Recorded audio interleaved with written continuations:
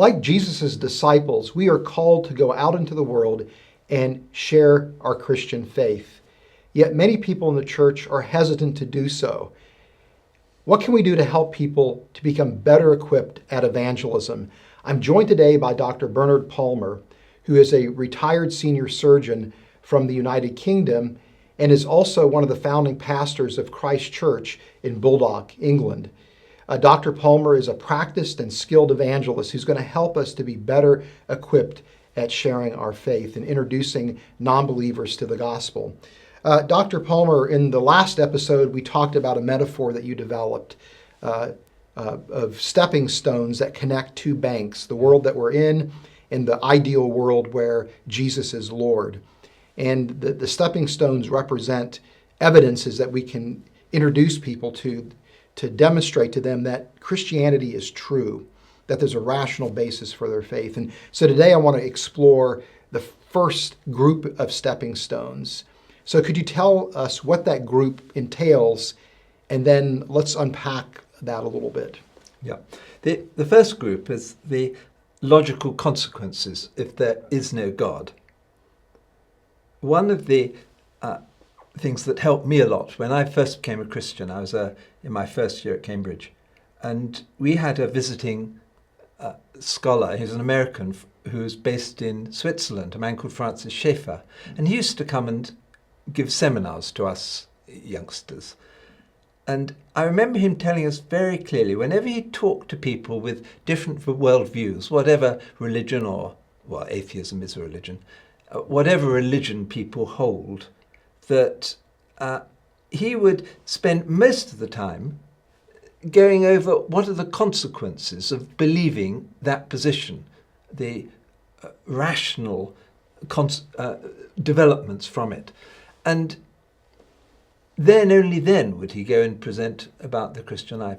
And I found that really helpful because the other consequences are devastating when you look at them. If there is no God, then instinctively there have to be no moral values. Mm-hmm. How do we expect people to behave in a Christian way if there's no basis for it? And Winston Churchill once said, a country cannot expect its members to follow a Christian ethic if they're not taught Christian dogma. Now, he's a politician, but many other people have recognized the same.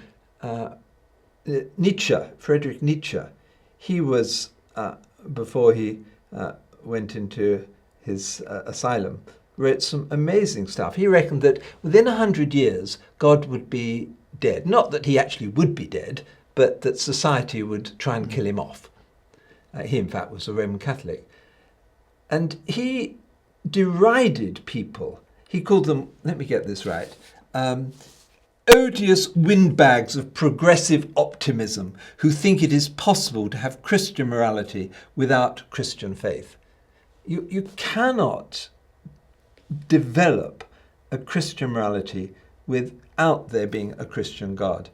And in his book, Twilight of the Idols, he wrote, they're rid of the Christian God and now believe all the more firmly that they must cling to Christian morality. When one gives up the Christian faith, one pulls the right to Christian morality for under one's feet. See, without God, anything goes.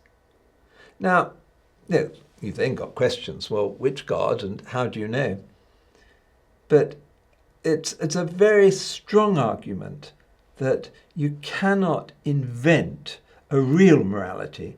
The morals that come in a society must come from other means. But are they real morals?